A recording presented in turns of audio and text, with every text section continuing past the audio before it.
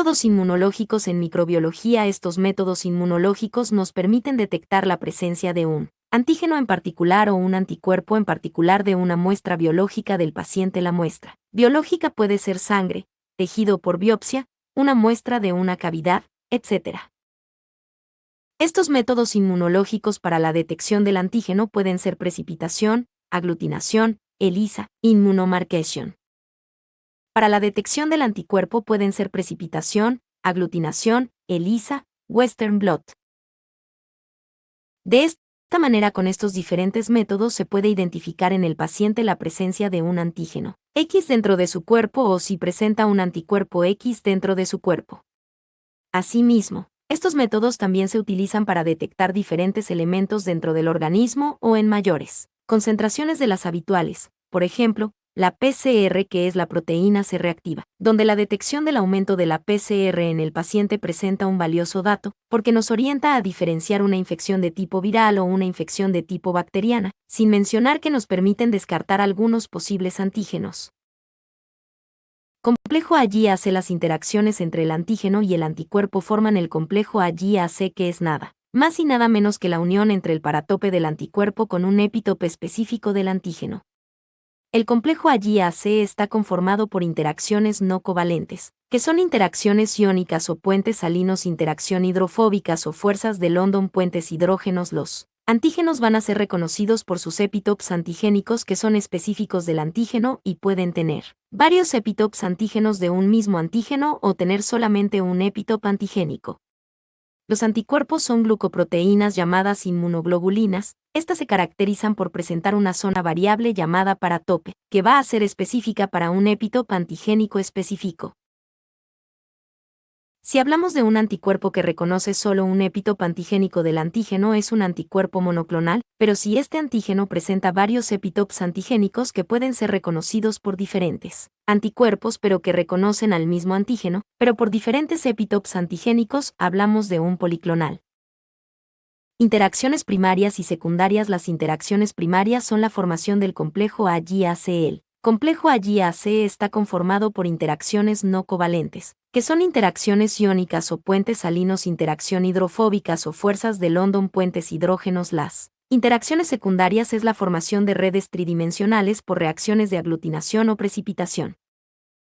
Muestra biológica / reactivos. Para realizar estos métodos inmunológicos se necesita una muestra biológica y unos reactivos. La muestra biológica puede contener un antígeno particulado si es el antígeno completo. Por ejemplo, una bacteria soluble si es un fragmento del antígeno. Por ejemplo, una proteína viral. Anticuerpos policlonales monoclonales. Por otro lado, tenemos los reactivos, donde principalmente pueden ser antígenos / anticuerpos, donde pueden ser particulados o solubles o en caso de anticuerpos, policlonales o monoclonales. La muestra biológica del paciente es algo que yo no puedo modificar, pero los reactivos sí los puedo modificar para obtener la detección de los complejos AG-AC. Por ejemplo, precipitación a aglutinación agregando partículas inertes al reactivo como el poliestireno, látex, bentonita o unidos a glóbulos rojos. Puedo modificar la obtención de una precipitación a aglutinación. Utilización de enzimas como la peroxidasa o clorofilas para el revelado, ELISA. Puedo detectar la presencia del complejo AG-AC modificando el reactivo. Concentraciones anticuerpos / antígenos. Tanto como en las precipitaciones como en las aglutinaciones, necesitamos obtener un equilibrio de concentraciones de AG y antígenos.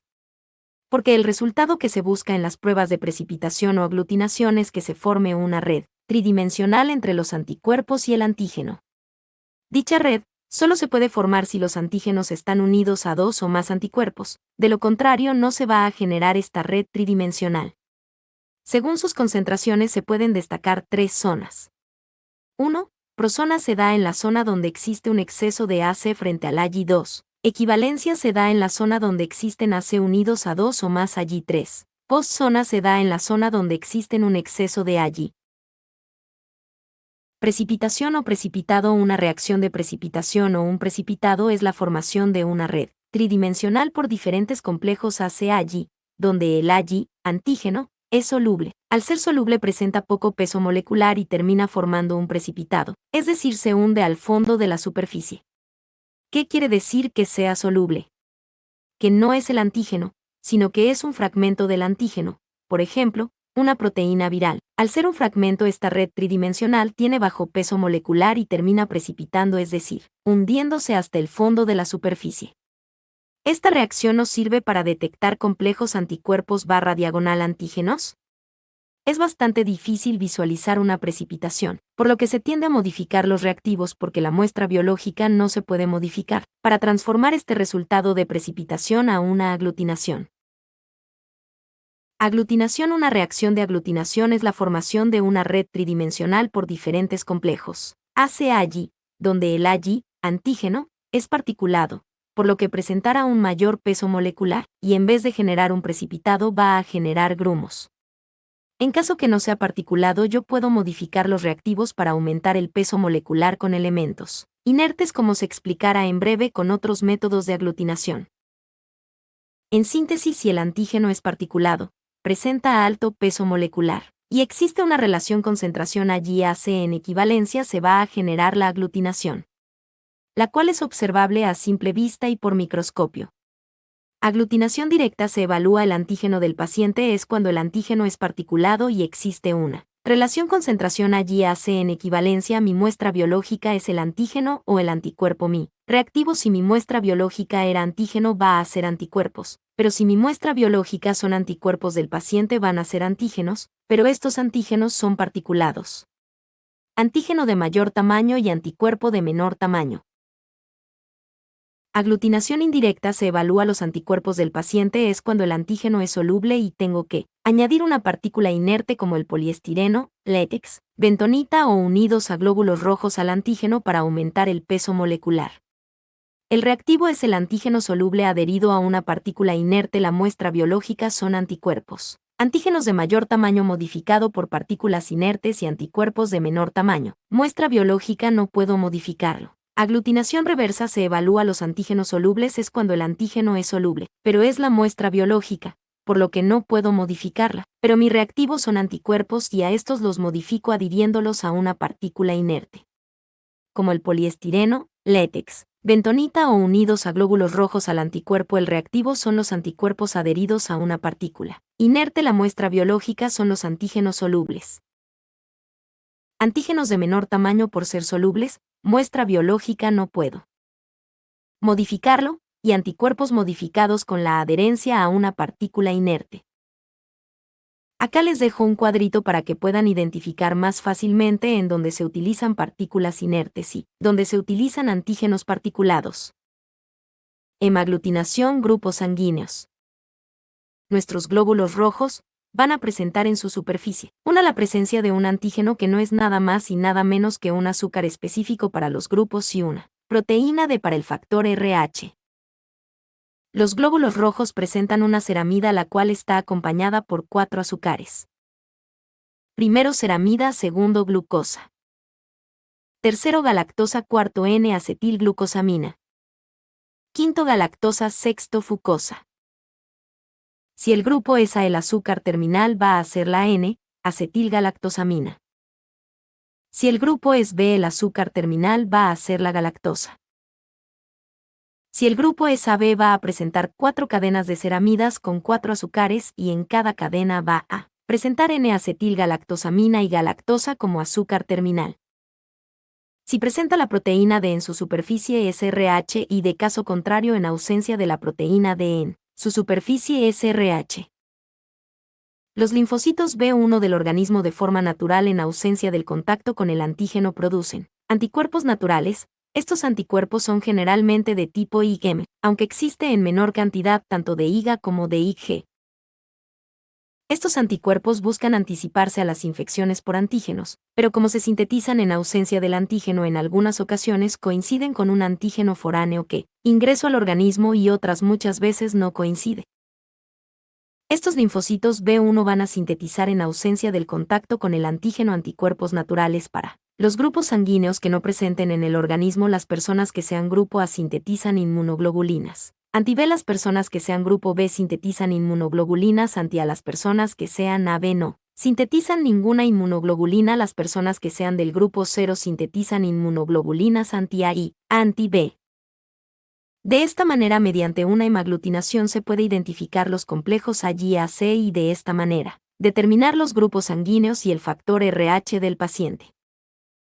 Mediante la extracción de unas gotas con una lanceta y al colocar estas mismas gotas de sangre en fila en un portaobjetos se puede generar una aglutinación si se le agrega el reactivo del antígeno A, B y D. Esto es siempre y cuando presenten el anticuerpo anti estos antígenos.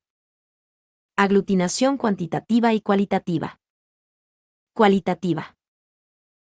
Consiste en mezclar el antígeno con el anticuerpo y observar la aparición de la aglutinación de manera que el resultado es positivo/negativo.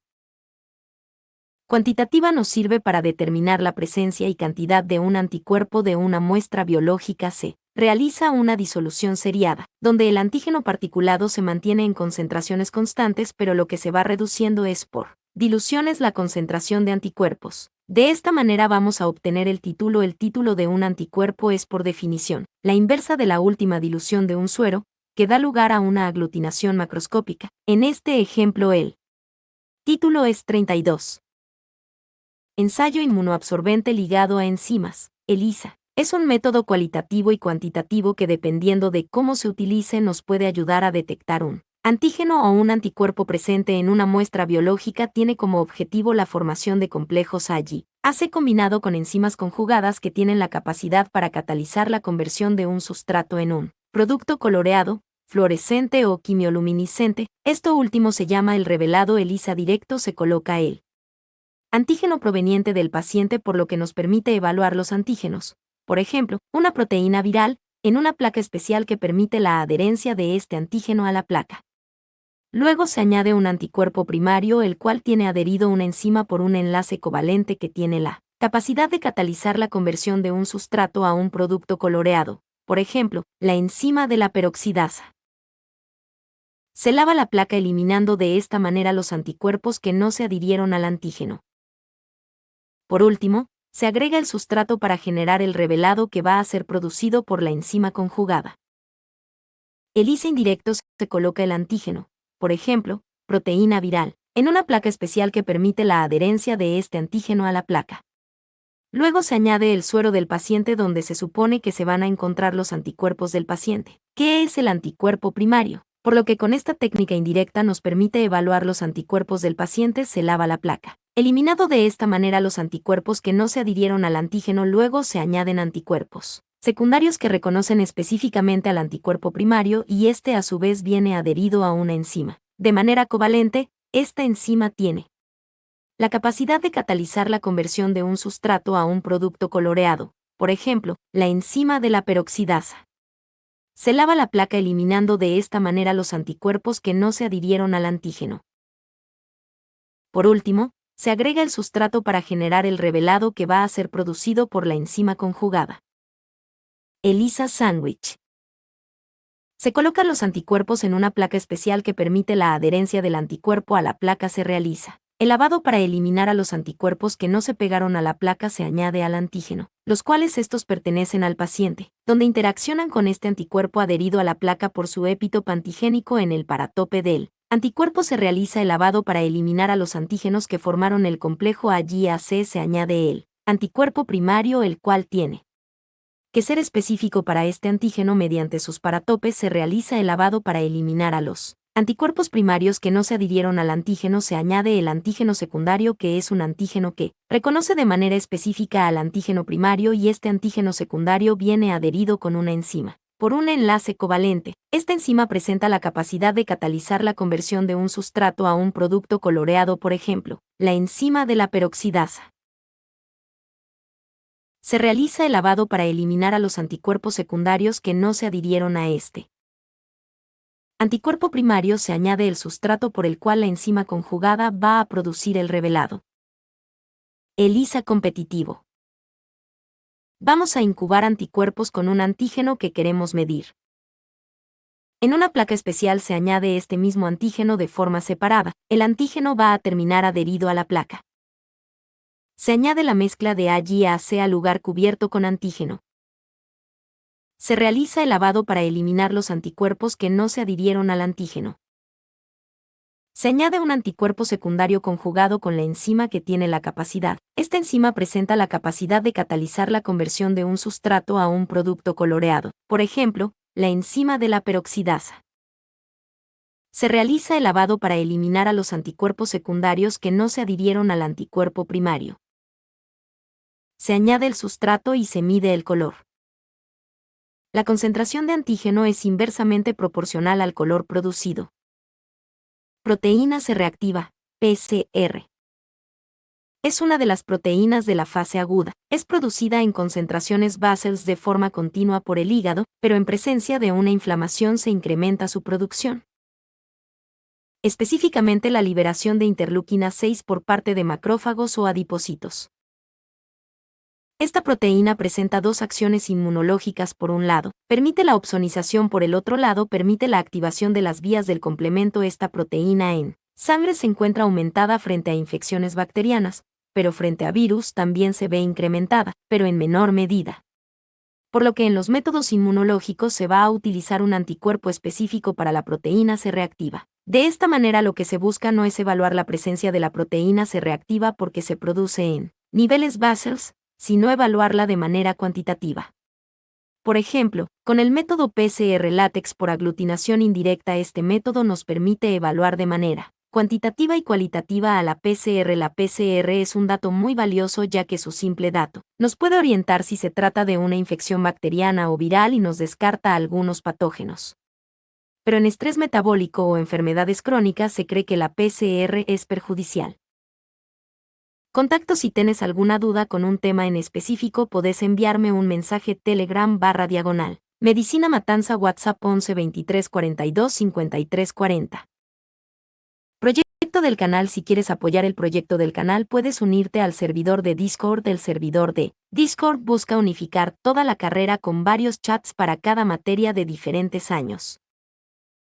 De manera que entre los 200 a 400 estudiantes de cada materia puedan comunicarse de manera masiva para que puedan preguntar dudas y responderse entre estudiantes avanzados o del mismo año.